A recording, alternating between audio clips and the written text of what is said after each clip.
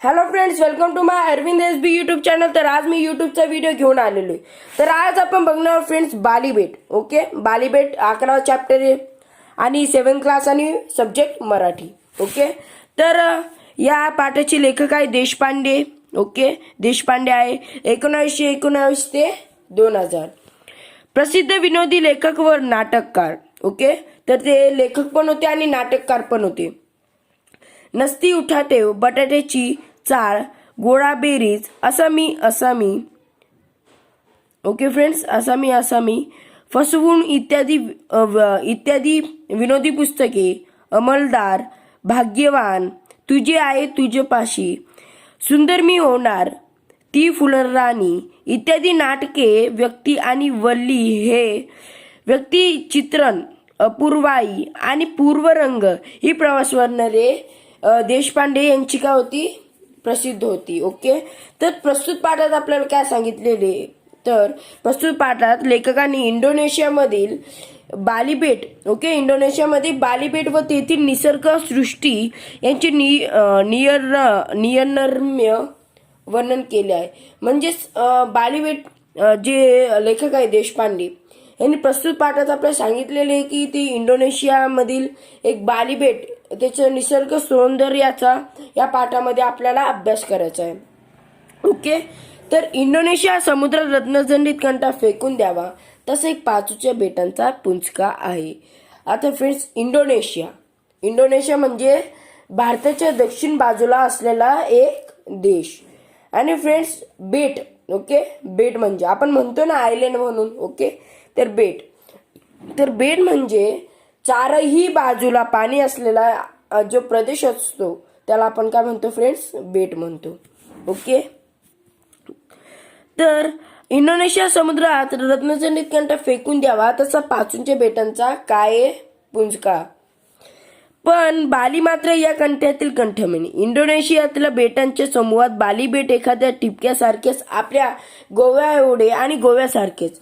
म्हणजे जे बाली बेट जे आहे ते आपल्याला सगळ्यांना माहितच असेल, गोवा राज्य. ओके, तर ते गोव्या एवढंच होतं आणि गोव्यासारखंच होतं. तर बालीबेट हे काय होतं,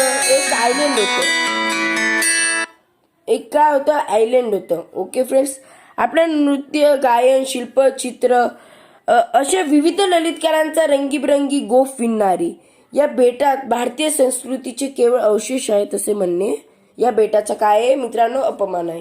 म्हणजेच फ्रेंड्स हे जे बेट आहे बाली बेट, यावर नृत्य, गायन, शिल्पचित्र अशा विविध ललित कलांचा रंगीबिरंगी काय गोफ आहे.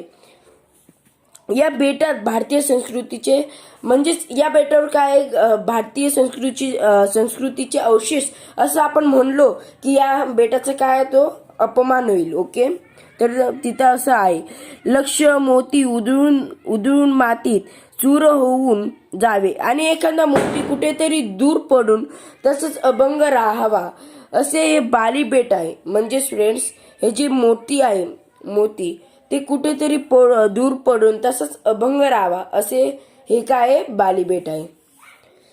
जकार्ताहून रात्री 11च्या सुमारास बालीला जाणाऱ्या विमानातून निघालो आणि मध्यरात्री बालीमधल्या देनपसार गावच्या चिमुकल्या विमानतळावर उतरलो. म्हणजेच जकार्ता काय आहे, एक इंडोनेशियाची राजधानी आहे जकार्ता.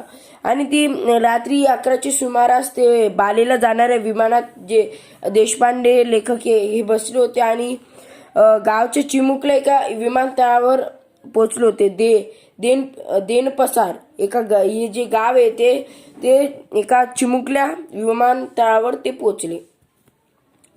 आणि बाली हा टुरिस्टांचा स्वर्ग, त्यामुळे इथले टुरिस्ट खाते अतिशय तत्पर आहे. म्हणजे टुरिस्ट म्हणजे तिथे जे अधिकारी असतात ते काय होते, तत्पर होते. मी कोण आहे, ओके, तर मी कोण आहे हे कळल्यावर तिथला एक तरुण अधिकारी म्हणाला, तुम्हा उभयताचे अधिक मनपूर्वक स्वागत. म्हणजेच त्यांना काय आलं की ह्यो कोण आहे म्हणून, तर ते म्हणाले, तर त्यांनी काय केलं, तुम्हा उभयता म्हणजे तुमचं सगळ्यांचं मनपूर्वक स्वागत करतो. ओके, मध्यरात्रीची वेळ, किरण जंगलातून आमची मोटार समोरचं वळणदार रस्ता काटत निघाली होती. म्हणजेच मध्यरात्री वेळ किरण जंगलातून म्हणजे दाट जंगलातून आमची मोटार समोरचं वळणदार रस्ता काटत निघाली होती. भोवती मांडाच्या राया, मधूनच झापांची छपरे असलेला झोपड्यांचा पुंजका मोटारीच्या दिव्यांच्या प्रकाशात दिसून नाहीसा होई. माझ्या शेजारी बसलेल्या अमेरिकन म्हातारीने तेवढा हाऊ वंडरफुल म्हणायला काय केली सुरुवात केली. एखाद्या रहस्यमय कादंबरीच्या पहिल्या पानातून जावे तसे सुमारे दीड तास त्या किरण जाडीतून वाट काढत आमची मोटार सागर बीच छोट्याच्या टुमदार बंगली पुढे आली आणि तिथल्या तरुण बाली सुंदरीने आमचे स्वागत केले. म्हणजे स्टुडंट्स ते काय म्हणतात माहिती का, तर जे लेखक आहेत ते इकडं जकार्ता म्हणजेच इंडोनेशियाची जी राजधानी होती जकार्ता, तिथून ते 11च्या सुमारास बालीच्या विमानतळावर पोचले आणि म्हणजेच बाली जाणाऱ्या जी विमान होतं जकार्ताहून त्याच्यावर चढले आणि ते आखरीला इथं पोहोचले. कुठं देनपसार या गावच्या चिमुकल्या विमानतळावर पोहोचले. आणि तिथं काय झालं तर हे जे अधिकारी होते त्यांचं जे तत्पर खातं होतं आणि तेथे ते जे त्यांना कळलं होतं तर तेव्हा ते काय म्हणाले तर तुमचं सगळ्यांचं स्वागत आहे. आणि ते ओके फ्रेंड्स, तर ते म्हणाले मध्यरात्रीची म्हणजेच मध्यरात्रीची वेळ होती. किरण जंगलातून जी मोटार होती ते जात होते. कुठं जात होते तर ते जात होते म्हणजेच इकडं कुठे बाली बेटावर म्हणजे पोचलेलंच होते ते. ओके, तर ते हॉटेल म्हणजे सागर बीच हॉटेलमध्ये ते जात होते. तर पुढे काय झालं तर दीड तास या किरण झाडीतून वाट काढत आमची मोटार सागर बीच हॉटेलच्या टुमदा बंगली पुढे आली आणि तिथल्या तरुण बाली सुंदरीने आमचे स्वागत केले. म्हणजे तिथे जे बाली सुंदरी जी होती त्यांनी काय केलं, यांचं जे स्वागत केलं.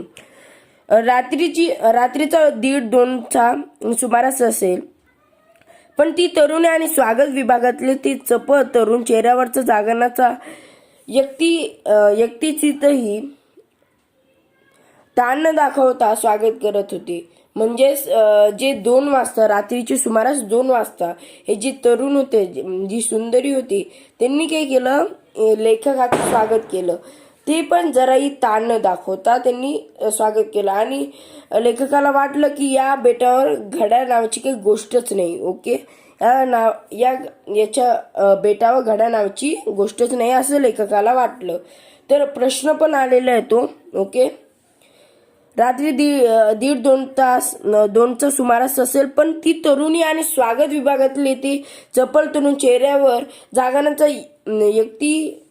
व्यक्तिचिंतही ताण न दाखवता स्वागत करत होते. या बेटात घड्याळ नावाची गोष्ट नाही हे लगेच लक्षात आले. म्हणजे या बेटावर घड्याळ नावाची गोष्ट नाही असे लेखकाला कळाले. त्यांनी आम्हा प्रवाशांच्या नेमलेल्या खोल्या दाखवून दिल्या. म्हणजे त्यांचे जे रूम्स होते त्यांना दाखवून दिला आणि 5 मिनिटातच बाली बेटाने माझे घोरणे ऐकायला सुरुवात केली. म्हणजे जे लेखक होते ते 5 मिनिटातच झोपून गेले. तर फ्रेंड्स, पार्ट 1 व्हिडिओ होता. तर आपण पार्ट 2 पुढच्या लेक्चरमध्ये बघू. तर आजचा लेक्चर कसा झाला बिलकुल कमेंटमध्ये कळवा. तर भेटूया पुढच्या लेक्चरमध्ये. Thank you friends.